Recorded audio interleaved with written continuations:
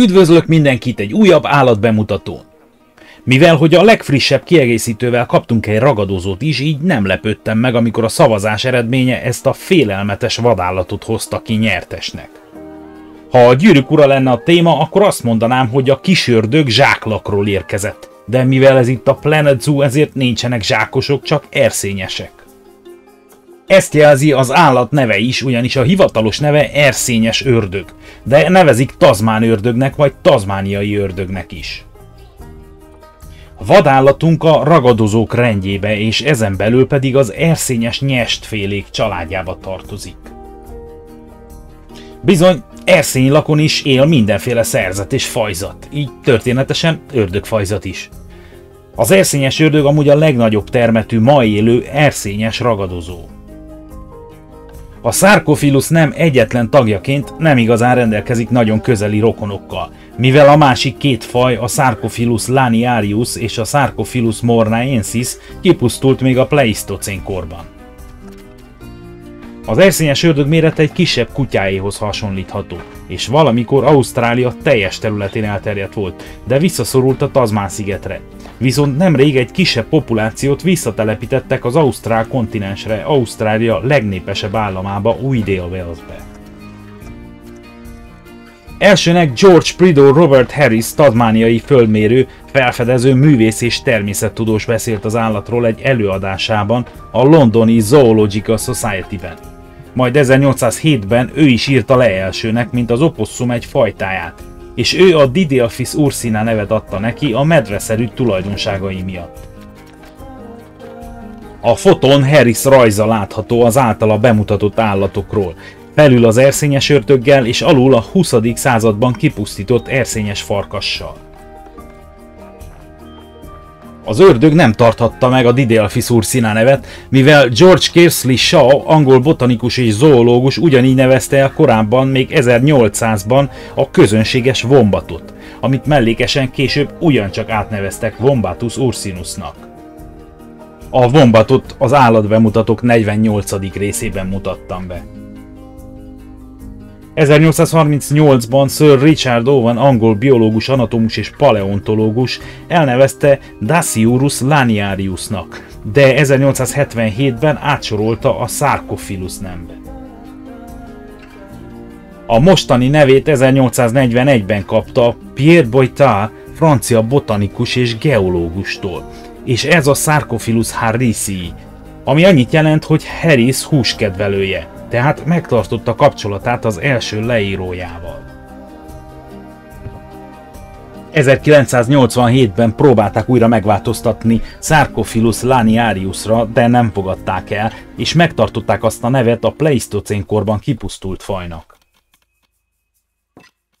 Tasmania európai felfedezői Beelzebub kölykének nevezték el az éjszaka távolra hallatszó hangja miatt, de illették különféle nevekkel már a történelem során ugyancsak ebből a kategóriából, mivel gonosznak tartották. Ezt azért, mert ha megtámadják, vagy ha a fajtásait akarja elkergetni a dög mellől, hangos, reket morgással és fogcsikorgatással próbálkozik megfélemlíteni az ellenfelét. A tazmániai őslakos nyelvek szómaradványaiból fennmaradt és újraalkotott nyelvben, amit Palavakaninak neveznek, a tazmán ördög neve Purinina. Lars Werdelin, svéd paleozoológus 1987-ben két alfajt határozott meg, de ezt sem ismerik el mindenhol. Az egyik a nominális alfaj, a harrisii, a másik a dixonae. A legnagyobb méretű erszényes ragadozó fejtest hossza átlagosan 57-65 cm között van. Farka 25-26 cm, súlya pedig 8 kg körül van, átlagosan, de 4 és 12 kg között lehet. A nőstények valamivel kisebbek, és a súlyuk is átlagban 6 kg körüli. Nyugat-Tasmániában általában egy kicsivel kisebb példányuk találhatók mindkét nemből. Mellső lábaikon 5 ujj van, amelyből 4 előre mutat, egy pedig oldalra néz, ezzel segítve a táplálékuk megtartását. Hátul pedig csak 4 lábújuk van. Minden lábújon nem behúzható karmok vannak.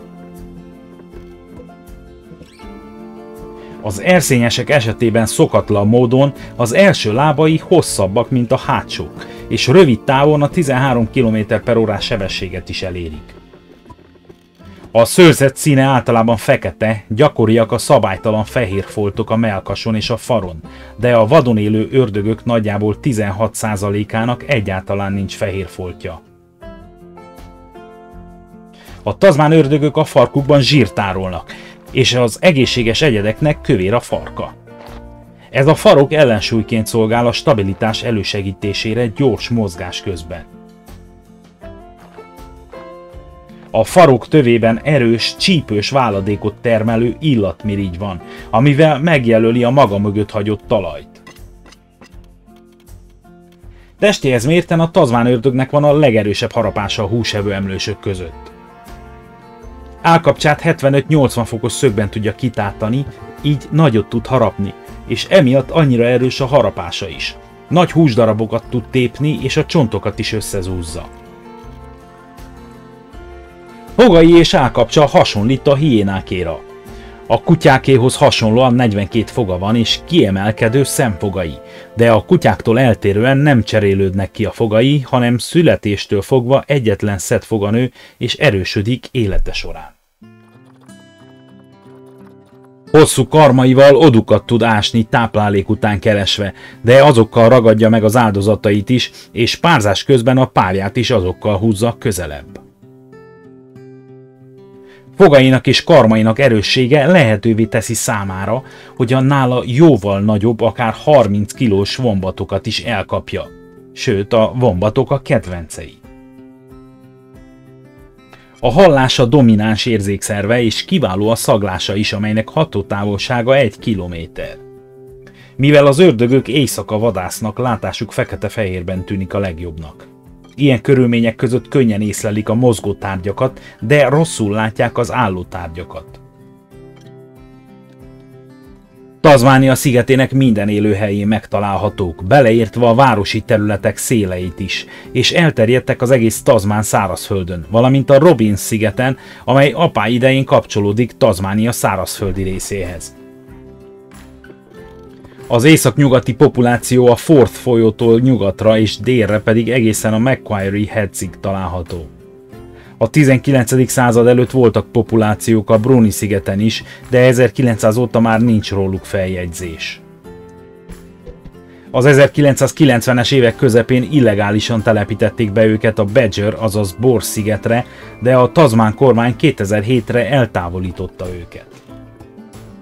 2015. szeptemberében 20 fogságban tenyésztett ördögöt engedtek szabadon a tazmániai Naravtapu Nemzeti Parkba, de ebből 2 elütöttek az autók. Habár a szigeten mindenhol megtalálhatóak, a fő élőhelyüknek mégis kelet és északnyugat Tasmánia azon területei számítanak, ahol az éves csapadék alacsony vagy mérsékelt szintű. Jobban szeretik a száraz erdőket, mint a nedvesebb erdőket, vagy mint a Tasmánia délnyugat részén található síkságokat.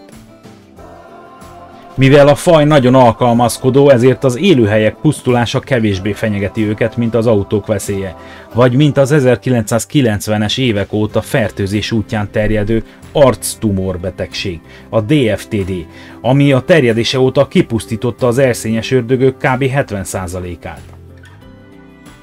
A tazmán ördögnek van egy másik egyedisége, amely egy ritka galandféregfaj, ugyanis kizárólag a tazmán ördögben élősködik. Érdekes, még az ördögnek is van élősködője.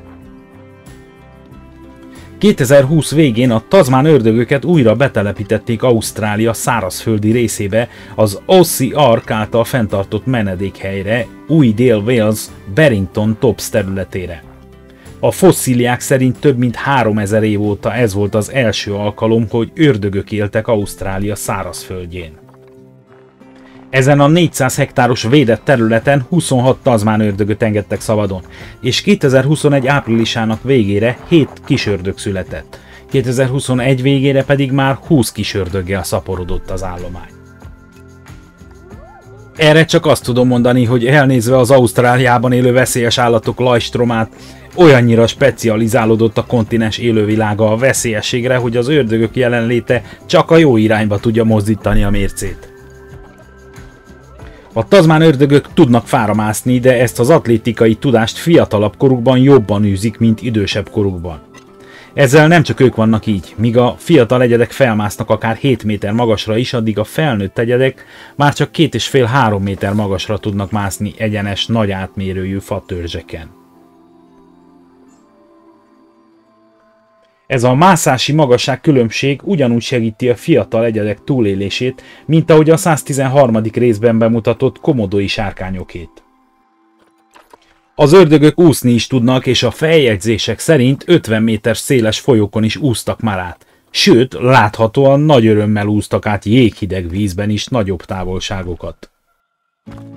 Hát, ezt a látható örömöt nagyjából olyannak tudom elképzelni, mintha Arató András úr világhírű nevén Hide the Pain Harold úszott volna át mosolyogva egy jéghideg folyón. Amúgy a tazmán ördögök magányos állatok, de nem territoriálisak. A korábban említett Naramtapu Nemzeti Parkba betelepített ördögöket rádiós nyakörvvel ajándékozták meg, amelyet hűségesen viseltek. És a tanulmányozásuk alatt megállapították, hogy mintha egy nagy közösség tagjai lettek volna. Míg a hímek általában elkerülték egymást, a legtöbb kapcsolat a nőstények között volt. Vagy a nőstény és a hímek között a párzás idején. Kizárólag a nőstények voltak territoriálisak az odujuk körül. A 2 és 4 hét között megfigyelt tazmán ördögök lakóhelye 4 és 27 négyzetkilométer között változott. Ez átlagosan 13 négyzetkilométer volt, és a területek elhelyezkedése a tápláléktól függött. Az ördögök előszeretettel lakják be a barlangokat, és különösen kedvelik a vombatok által ásottakat. Főleg, hogy az teli éléskamrának is számíthat. Mivel a vombatok által ásott odúk biztonságosnak számítanak, ezért a nőstények különösen kedvelik szülés szempontjából is. Az ördögök szeretik újra használni a biztonságos odukat, és a megfigyelések alapján nagyobb fontossággal bírnak ezek a biztonságos lakhelyek, mint a táplálék. Emiatt az élőhelyek pusztulása nagyobb hatással volt a populációkra, mint a táplálék hiánya. Az emberi lakhelyekhez közeli területeken ismert, hogy ruhákat, takarókat és párnákat lopnak, és fából készült épületek odúiba viszik őket. Én sem tudnék elképzelni kényelmes kuckót takaró és párna nélkül. Sőt, a ruhát is igénylem. Apropó ruha, megérkeztek az éjmadár állatbemutatós pólók. Bejegyzésben kiraktam őket a közösség oldalon. A tagok ilyen pólókat kapnak tőlem ajándékba 9 hónap tagság után. A tazmán ördögök akár egy kis kenguru méretű zsákmányt is elejthetnek, de a gyakorlatban inkább opportunisták, és gyakrabban esznek dögöt, mint frissen levadászott zsákmányt.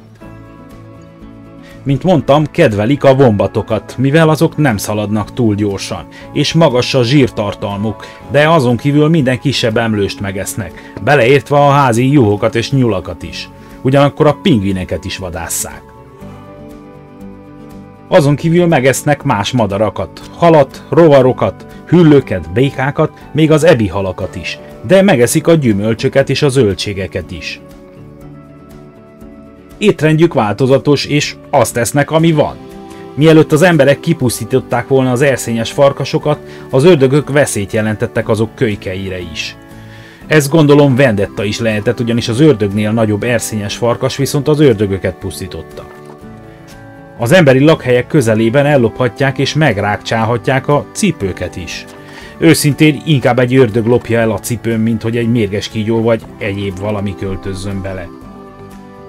Megfigyelések szerint találták már meg tazmán ördögben elfogyasztott házi állatok nyakörvét, vagy egyéb címkézési megoldásokat, hangyássűnök tüskéit, ceruzákat, műanyagot és farmernadrágot is.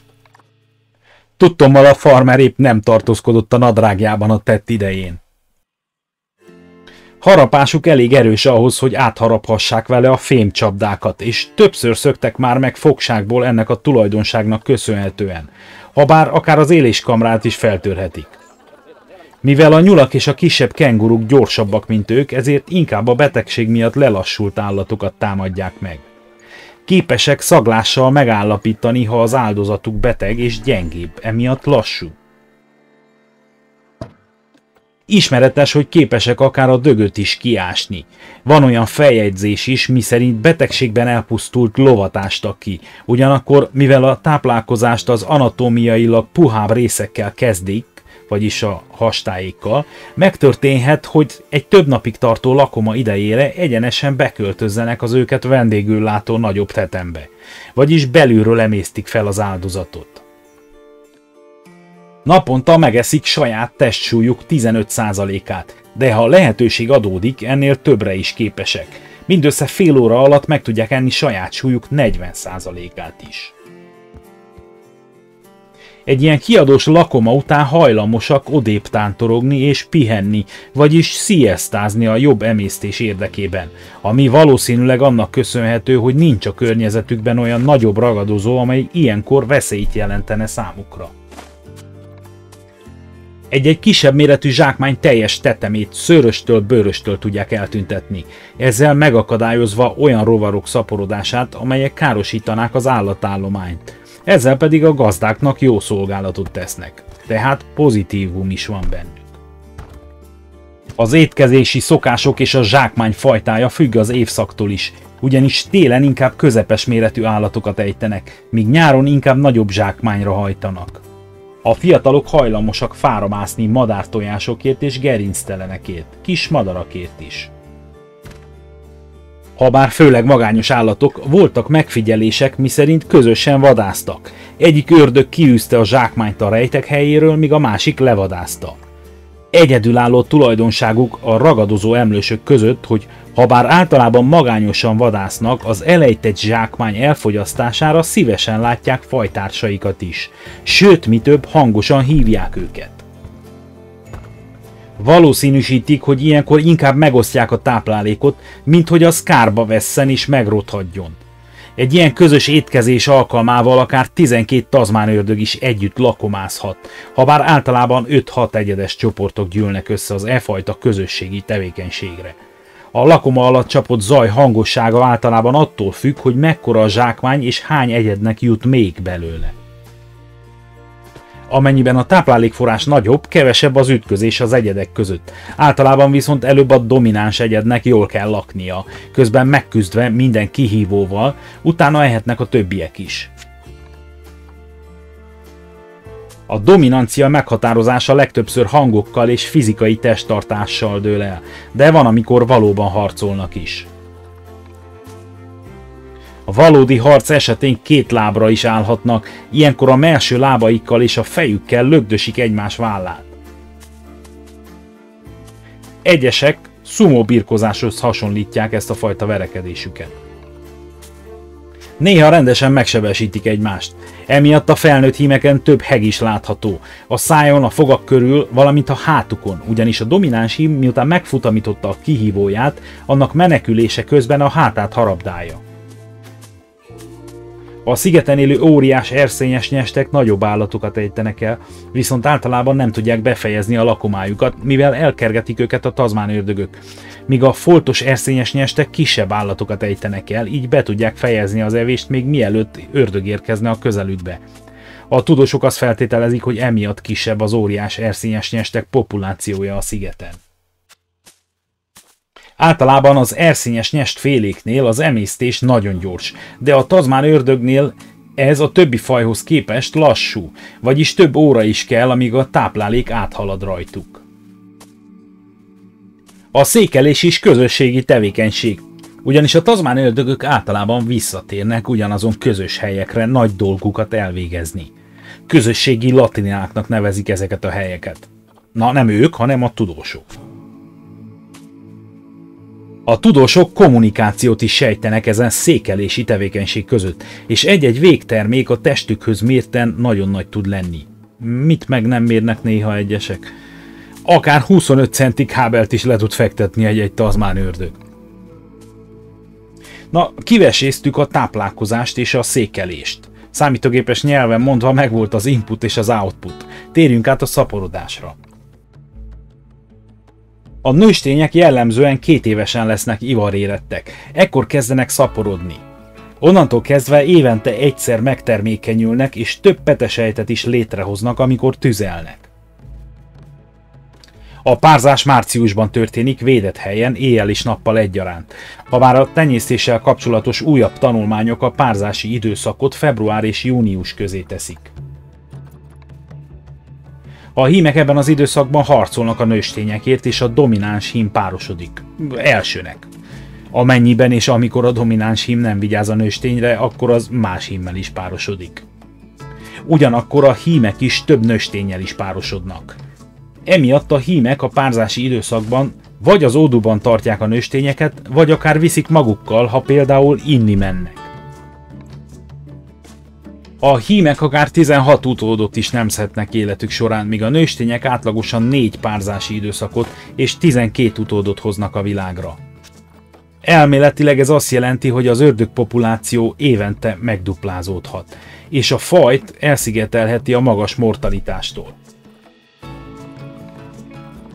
A hímek akár 16 utódot is nemzhetnek életük során, míg a nőstények átlagosan 4 párzási időszakot élnek meg, és 12 utódot hoznak a világra.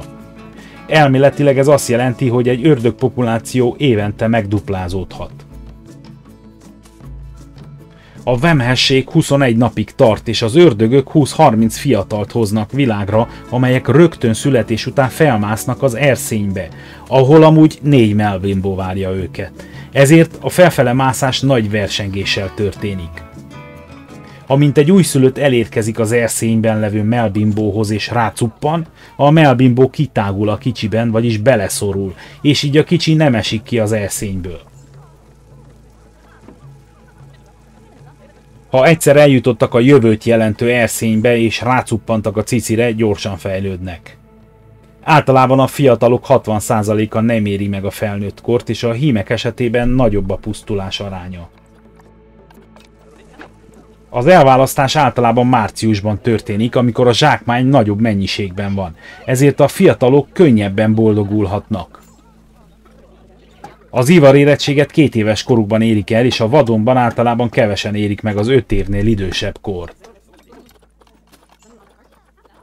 Valószínűleg a leghosszabb életű tazmán ördög az 1997. januárjában a Cincinnati állatkertben született Kula hímördög volt, aki több mint 7 évig élt. Kula 2004. májusában halt meg a Fort Wayne gyermekállatkertben.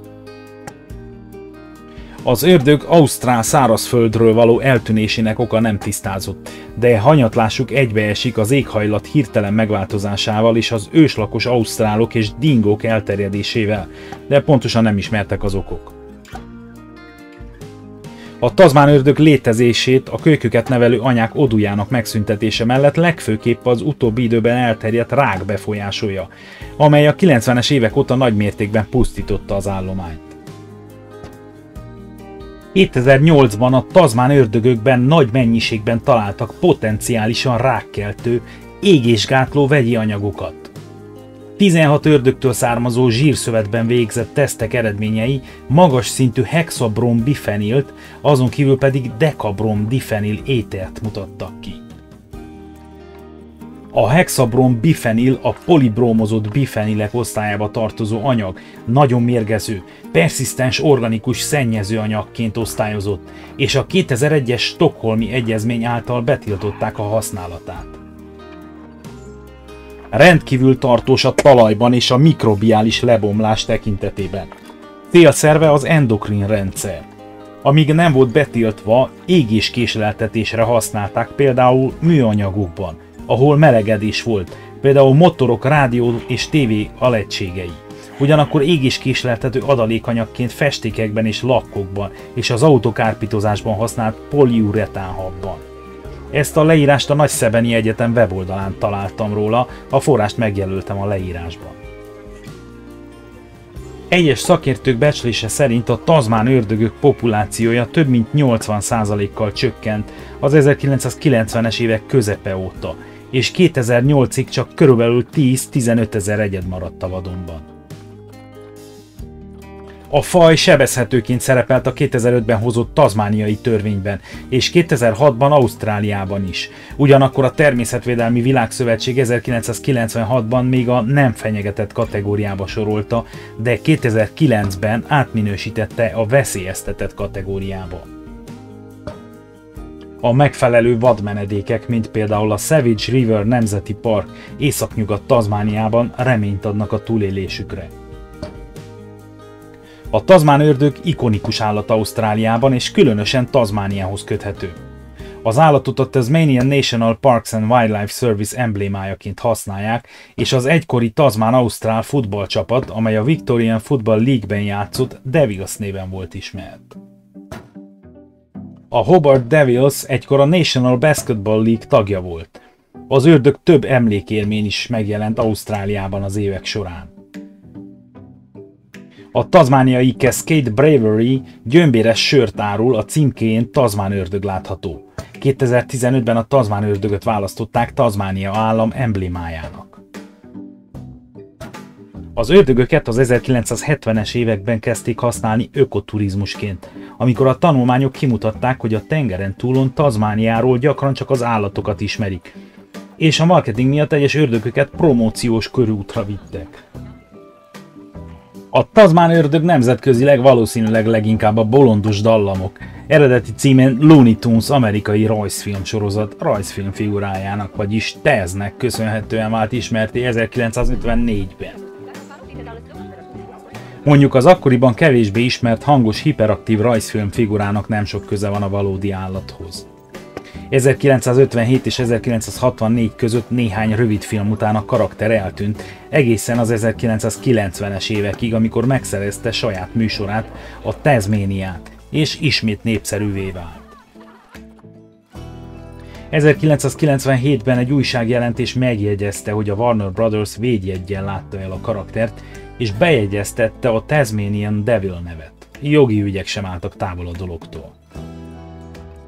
2006-ban a Warner Brothers engedélyezte Tasmania kormányának, hogy teszt mintázó plüsseket árusítson, a nyereséget pedig a DFTD, vagyis a Tasmán ördögöt sújtó arctumor betegség kutatására fordítsa. Úgy tűnik, az ördögnek is szüksége van a megváltásra. Ne feledd, ha segíteni akarsz a csatorna fenntartásában, akkor beléphetsz a tagok közé, amit nagyra értékelek. Olvashatsz híreket és érdekességeket a www.planetzoo.hu oldalon. Amennyiben tetszett a videó, nyomd meg a like gombot. Ha fel vagy iratkozva, köszönöm, hogy megtisztelsz. Ha nem, akkor megteheted most. Csatlakozz az Éjmadár Nightbird Discord szerverhez, ha beszélgetni akarsz velem, vagy más Planet Zoo játékosokkal. És írd meg a véleményed kommentben a videóról, és a Tasmán ördögről. A következőben angol videóval jelentkezem az óriás erdei skorpióról, de ha magyarul néznéd, megteheted kikeresve az állatbemutatók 111. részét. De megtalálod a leírásban is. Köszönöm, hogy megnézted. Legyen fergeteges jó napot!